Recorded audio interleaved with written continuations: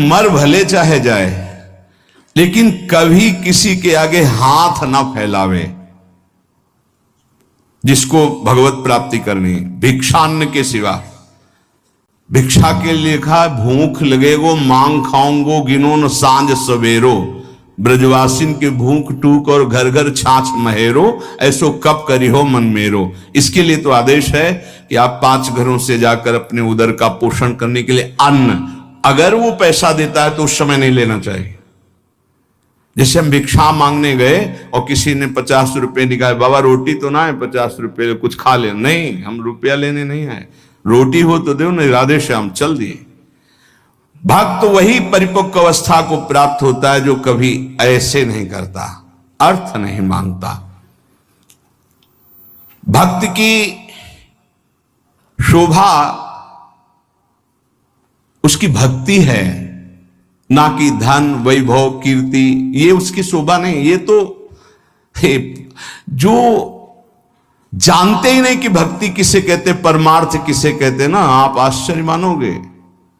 उनके पास खुद पता नहीं कि मेरे पास कितना पैसा है, इतना पैसा है, ऐश्वर्य है। ये भक्ति का परिचय होता है क्या?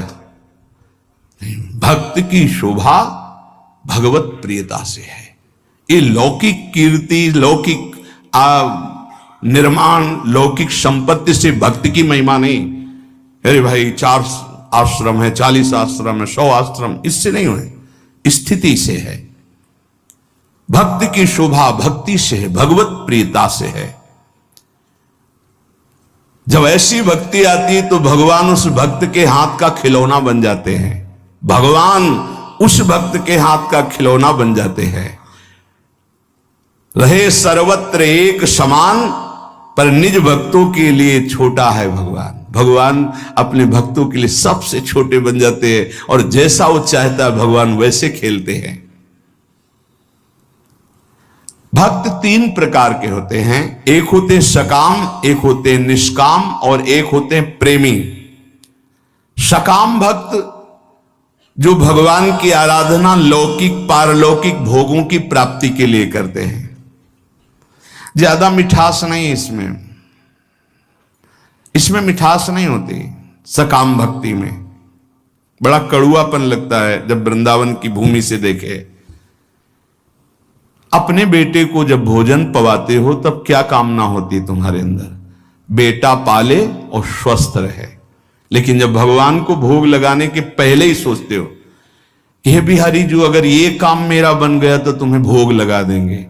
अखिल कोटि ब्रह्मांड के स्वामी तुम्हारे भोग के भूखे बैठे हैं। सौभाग्य है कि तुम्हारा भोग लगाने का भाव आ रहा है। अपने बेटे जैसा प्रभु को नहीं पवा सकते क्या? कोई भी मां अपने बेटे को पवाती, उससे पूछो तुम्हारी क्या कामना है? पागल हो, मेरा बेटा कामना क्या है? वो अच्छे से दूध पी ले, खा पी ले और खेले, यही वो खाए पिए, उसका घर है, मेरा बेटा है। क्या भगवान के द्वारा दी हुई सारी सामग्री तुम्हारे पास नहीं? क्या तुम श्री भगवान के अंश नहीं हो? क्या अपने प्रीतम प्रभु को ऐसे भोग लगाया जाता है, तय करके भोग लगाया जाता है? क्या आप अपने बेटे को, अपने पति को, अपने प्रियजनों को, अपने संबंधियों को ऐसा ही भोग लगाते हो? नहीं, कोई कामना नहीं होती और दुलार करके परोस परोस के पवाते हो कि जितना अधिक पाले मेरा बेटा अच्छा है। तो मेरे प्रभु, तो सकामता में मिठास नहीं होती, एक लेन देन का व्यापार होता है, उसको प्रभु से कोई प्रियता नहीं होती, इसीलिए खास कोई बात नहीं हुई। बस इतना ही भगवान की महिमा है कि वो इनको भी उदार कह रहे हैं कि जो अर्थार्थी आर्त है, जिज्ञासु है, ज्ञानी है, उसमें आर्त और अर्थार्थी भी उदार ही हैं, क्योंकि वो मेरे से मांग रहे हो। वो भगवान की उदारता है। वो क्या, इसमें कोई स्वाद नहीं लगता, छरछराहट सी लगती है अंदर। आपको फूल बंगला बनवा देंगे, आप हमारा ये काम कर दो।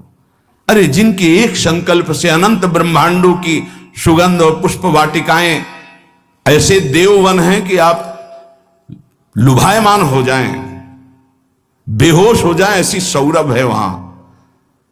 कल्पतरु, मंदार, पारिजात आदि विविध वृक्षों से परिपूर्ण देववन, ऐसी ऐसी दिव्य वाटिकाएं, कैलाश की शोभा पढ़ो, बैकुंठ की भगवान का कितना बड़ा वैभव है। उनको तुम 2-4 लाख के बाहरी फूल मंगा के बिना सुगंध वाले, नीले पीले रंग दिखाई देते, सौरभ थोड़ी, भगवान उससे प्रसन्न नहीं होते।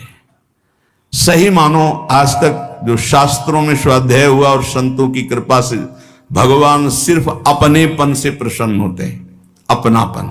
और वो अपनापन सकामी पुरुष दे नहीं सकते, बीच में पर्दा रहता है, भगवान और हम और भगवान आप हमारा ये काम कर दो, हम आपके लिए मंदिर बनवा देंगे।